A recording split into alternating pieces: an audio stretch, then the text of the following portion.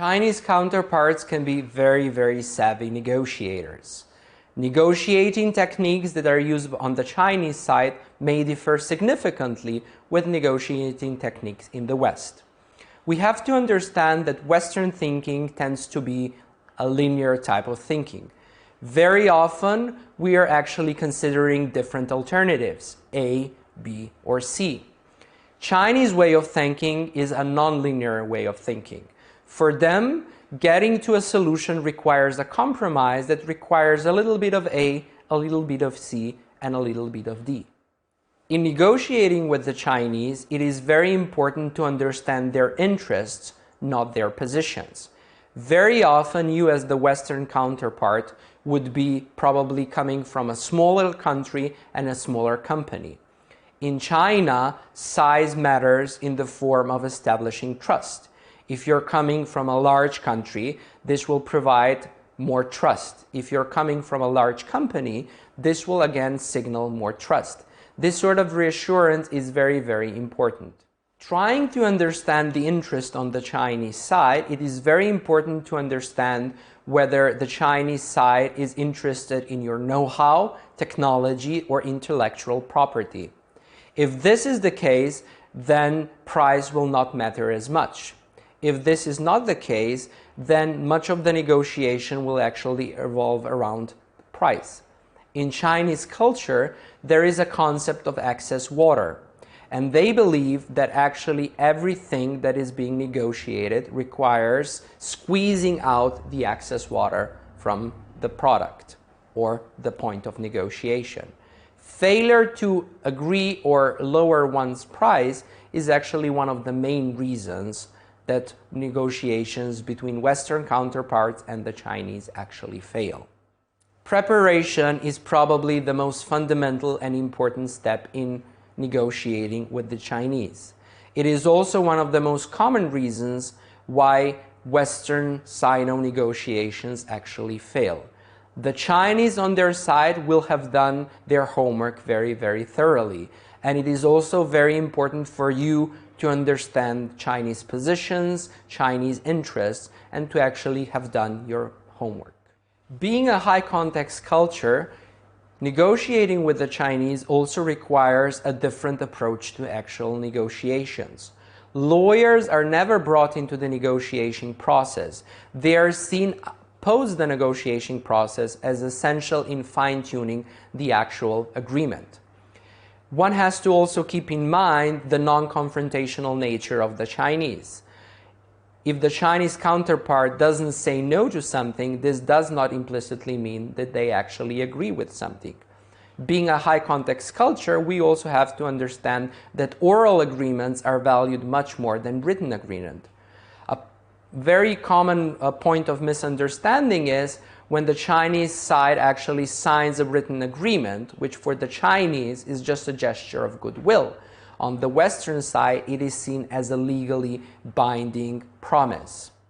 When negotiating with the Chinese, the business relationship matters over the transaction. This should always be emphasized. Long-term prospects of a relationship, mutual friendship, trust, and collaboration. One should apply a relationship-oriented approach to negotiations, not a transactional one. It is not uncommon that when negotiations are finished, the Chinese will be asking for concessions. You have to be very firm, and you have to pay more attention and more energy also to the post-negotiation phase. Actually, with the Chinese, negotiations never really stop. There are three phases to negotiating with the Chinese: the pre-negotiation phase, the main negotiation phase, and the post-negotiation phase. In the pre-negotiation phase, the Chinese side will be most interested in the type of technology, know-how, and intellectual property that you're bringing to the table. Their main focus will be on your willingness to sell and/or transfer such intellectual property. Since China will probably be the bigger partner in this deal, they will be also interested in your ability to meet time and quantity requirements.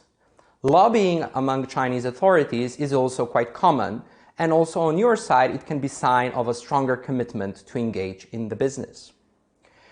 Preparing for the negotiations is also very crucial. Preparing a presentation of your company is essential. Very often, the Chinese counterparts will not know exactly where are you coming from, particularly if you're from a smaller European market. Therefore, it is very important to show where you're coming from and to show who your partners are, preferably West European partners such as French or German partners. Small talk is also very important, as is any activity that helps to build trust through establishing common connections, people that you might know, and maybe some contacts before. Signing a letter of intent is usually how the negotiation phase starts. However, on the Chinese side, this is mainly seen as a gesture of goodwill. Lawyers are usually not present in the main negotiation phase, particularly on the Chinese side. They step in the post-negotiation phase. In traditional Sino-Western relationship, the key question being negotiated is particularly sell or transfer of technology and intellectual property, as well as equity stakes and other elements that are brought from both sides. The question of management and control is also highly important. In the main negotiation phase, the Chinese counterparts might employ myriad tactics. Anything from flattery to pointing out the opponent's weaknesses, shaming, or pitting foreign competitors against each other. It is quite often that you would walk into a meeting and see your biggest foreign rival exiting the meeting before you. The post-negotiation phase is actually as important as the main negotiation phase. I would say that here it is the biggest difference between Western negotiations and Sino-Western negotiations. How the deal will be implemented is actually discussed in the post-negotiation phase. Lawyers from both sides step in and actually work out the legal framework. One should always be prepared that even in the post-negotiation phase, the Chinese counterparts might push and ask for more concessions.